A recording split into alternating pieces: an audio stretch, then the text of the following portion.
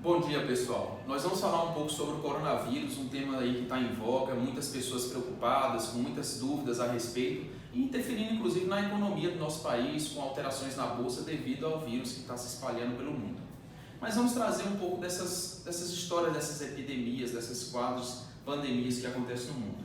Na verdade, aconteceu a H1N1 em 2009, que foi um surto aí também de uma gripe muito intensa. Depois veio um surto de poliomielite, ebola. E até em 2015, 2016 teve a história da microcefalia.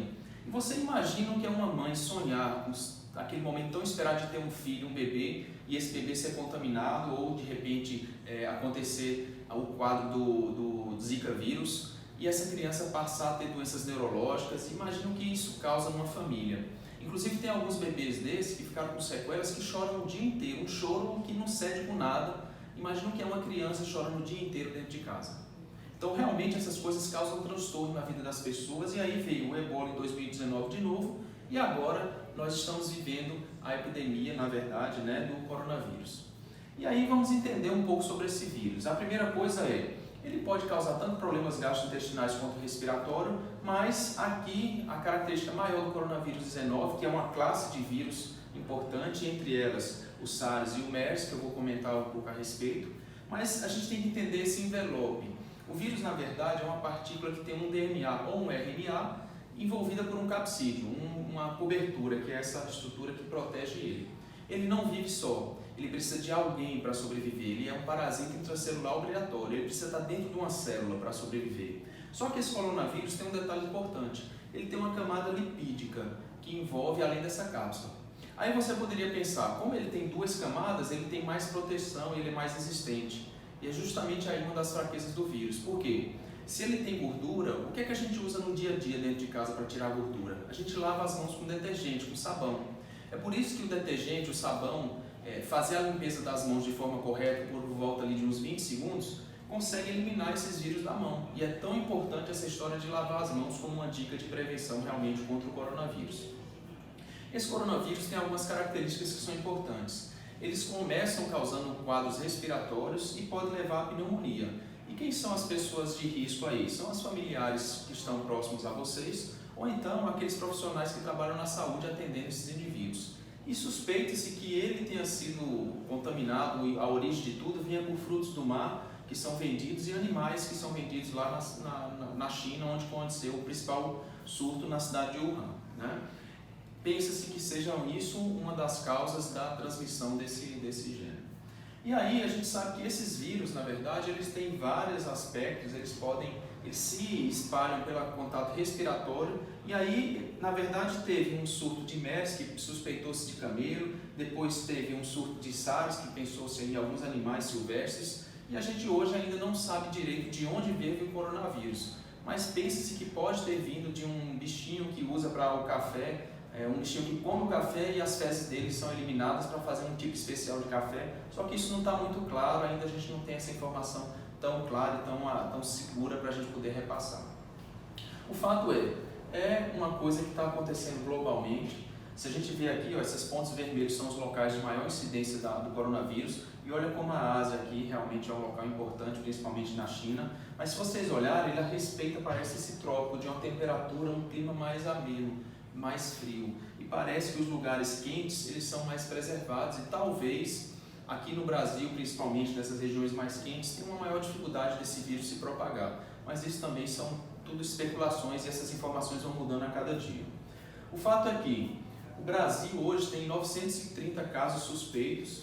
Essa informação foi dada ontem pelo Ministério da Saúde, por volta de 930 casos suspeitos, e ocorreu um aumento de 40% nos casos que vieram para a investigação, ou seja, aumentou-se a suspeita em 40% nesse período também. E aí, dos 930 casos suspeitos, 663 casos foram até domingo. E aí, para segunda-feira, já aumentou para 930, ou seja, um aumento de 40%. 25 casos confirmados até às 12 horas, mesmo número do levantamento anterior. Entretanto, 665 casos descartados. Vocês vejam o tanto de pessoas que estão sendo investigadas, mas na verdade o diagnóstico não está sendo confirmado com tanta frequência. Então a gente aí tem por volta hoje talvez de 30 casos no país. E aqui mostra um pouco desses casos confirmados, desses 25 casos, onde a grande parte dos casos aqui, ó, elas ficam localizadas em São Paulo, que são áreas que realmente estão vindo pessoas de fora, principalmente da Itália, viajando no país, e eles estão trazendo realmente esse vírus de forma externa, apesar do que já tem relato também de casos de transmissão dentro do nosso país. O que a gente traz sobre o coronavírus? Esse mesmo coronavírus fez uma crise chamada MERS, que matou 1 a cada 3 pessoas. Depois ele teve uma nova crise chamada SARS, que matou 1 a cada 10 pessoas. Mas olha aqui o coronavírus, a cada 100 pessoas, 2 falecem. Vocês vejam que a mortalidade caiu demais e a gente cria esse pânico sobre a morte do vírus e o que ele pode matar de pessoas, mas aí a gente percebe que isso não é uma realidade muito grande com o coronavírus e parece que essa intensidade desse vírus está caindo muito. É lógico, como é que a gente se contamina com ele? Pela parte respiratória, ele fica em partículas no ar, suspensão do ar, e essas gotículas passam para a gente. Aí já vai aqui uma dica sobre as máscaras. Muitas pessoas não sabem usar máscara no nosso país, não têm o hábito, não apoiam ela, não ajustam ela de forma adequada no rosto. Além disso, as gotículas, a saliva nossa, ela transforma essa máscara em algo pouco efetivo depois de certo tempo. Então a gente não aconselha no nosso país, o Ministério da Saúde recomenda isso, que não se aconselha o uso de máscaras, e isso pode ser usado um pouco para os profissionais de saúde com um tipo especial de máscara que tem uma permeabilidade, um espaço entre uma fibra da máscara e a outra que protege contra a passagem do poro do vírus, porque essas máscaras comuns normalmente não protegem, teriam que ser máscaras especiais como a máscara N95. Então não se indica muito essa parte de usar máscaras. E aí essa história de você ter, por exemplo, na China, né, esse negócio de venda de animais é uma coisa que está se protegendo muito contra essa venda de animais por causa da contaminação poder vir daí, mas basicamente a gente tem que ter cuidado com as pessoas e principalmente os profissionais de saúde que estão mais arriscados e devem realmente usar essas máscaras. A gente sabe que normalmente as pessoas podem não ter praticamente nada de sintoma e aí esses sintomas podem ficar graves em algumas pessoas, principalmente do quadro respiratório. E o que é que se tem basicamente? Seria febre e tosse, um pouco de coriza, como se tivesse uma gripe mesmo em fase inicial. Essa gripe pode virar uma pneumonia e pautar a respiração e uma insuficiência respiratória e levar ao UTI.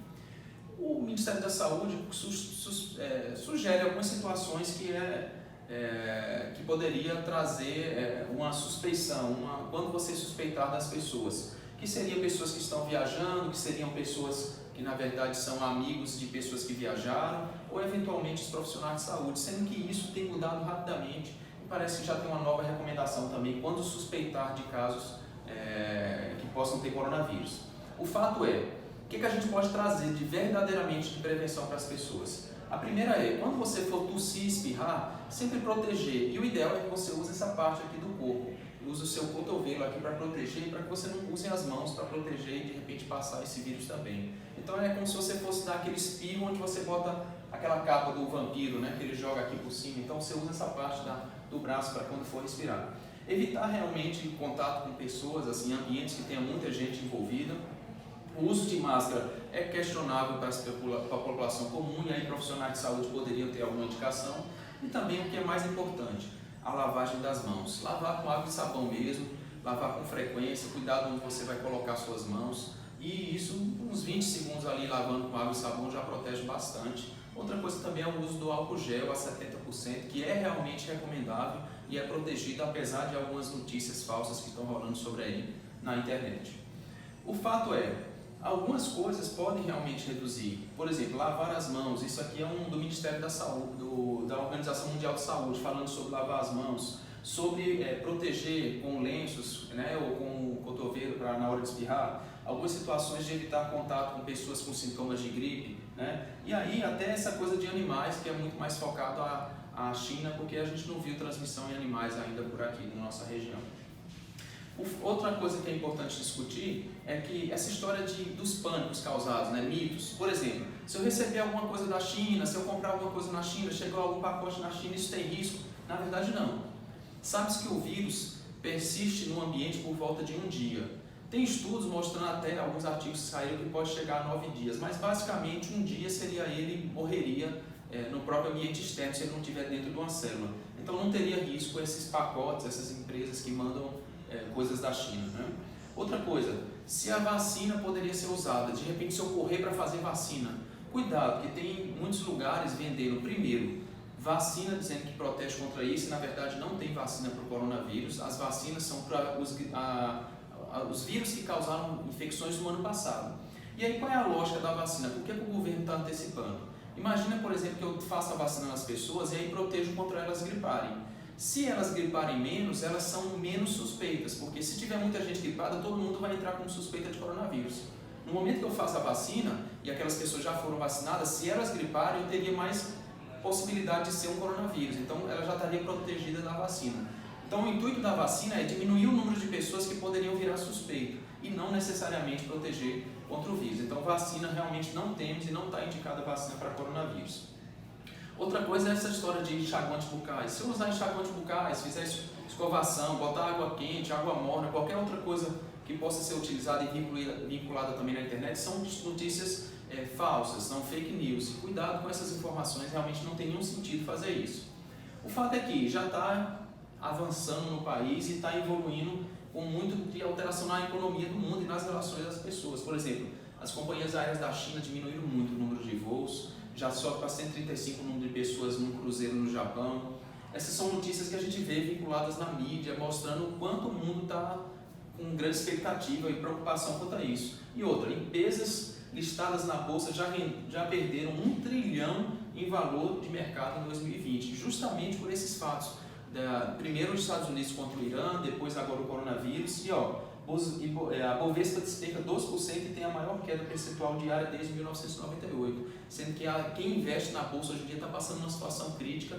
Por exemplo, quem comprou ações da Petrobras, essas ações já despencaram abaixo de 20% do valor de compra realmente dela, e aí tem muitas empresas que estão sofrendo isso, o Bradesco, o Banco do Brasil, né, a Petrobras, são empresas que estão sofrendo as consequências dessa crise mundial. O que eu queria trazer de mensagem mais importante para as pessoas? Pensou-se muito nisso, uma situação de pânico, quase pessoas zumbi ali andando na rua, todo mundo morrendo, mortes coletivas, é isso que o vírus trazia, é o que se pensava muito disso. E na verdade não é bem assim, a coisa não é esse pânico todo. Primeiro que 80% dos mortos são pessoas com mais de 60 anos de idade e mais de 75% tinham alguma doença, ou seja, parece que ela protege crianças. Não tem casos relatados em crianças, mas os idosos, principalmente idosos que tenham doenças pulmonares, cardíacas, essas pessoas têm mais risco. E a taxa de mortalidade que se achava que ia matar muita gente estava em 2,1% nessa última pesquisa. Entretanto, 98% dos casos eram todos na China. Parece que a gente tem hoje uma colaboração muito mais próxima entre as pessoas. Antigamente, quando tinha as doenças, as pessoas de repente criavam em pânico porque ninguém colaborava com ninguém, as informações não chegavam. Hoje a informação chega muito mais rápido e a gente acredita muito que o controle é muito mais efetivo na atualidade. E eu queria encerrar essas informações sobre o coronavírus com esse artigo que saiu no New England Journal of Medicine, que é uma das revistas mais conceituadas do mundo, é uma revista da Inglaterra, onde ele, na verdade, mostrou as características clínicas do coronavírus em 2019. Ele trouxe esse artigo foi publicado agora em 3 de março, né, foi renovado as informações. Eu acho que essas são as informações mais importantes que a gente queria trazer. A primeira, é menos letal que a gripe comum. Veja só, a gente não tem esse pânico todo quando a gente pega uma gripe, mas com o coronavírus está criando esse pânico todo. Por que será que as pessoas querem criar um pânico dentro do mundo, né? Após 1.100 casos avaliados, ela tem menos infecções, menos gravidade do que uma gripe comum. Tanto é que hoje a mortalidade por esse artigo é por volta de 1,4%. Ou seja, a cada 100 pacientes, pode morrer, 1,4%, né, das pessoas podem morrer, mostrando que não é essa gravidade toda que se tinha antigamente, com mais de 30%, por exemplo, em alguns quadros de coronavírus que teve no mundo. Mais de 80% das pessoas são assintomáticas ou leves, ou seja, esses números são baseados nas pessoas que foram investigadas e estavam gripadas, mas a grande maioria não sente nada. Então, se eu colocar a grande maioria que está infectada, mas não sente nada, esse número ainda cai mais de mortalidade, porque a gente não sabe das pessoas que não sentem nada e estão aí só transmitindo, né? Outra coisa, olha sobre a China, é o ar mais poluído do planeta, lá é o local mais poluído, e 55% da população chinesa com mais de 15 anos é tabagista. Aí você pega uma população que já fuma desde cedo, grande parte das populações fuma lá, das pessoas, tem um ar muito contaminado, será que isso não propiciou tanto essa morte tão grave na China, as pessoas morrendo e infectando com muita facilidade? Talvez lá seja um local bem propício para isso. E aí, como é que eu aumento a imunidade? Como é que eu sei como eu vou me cuidar?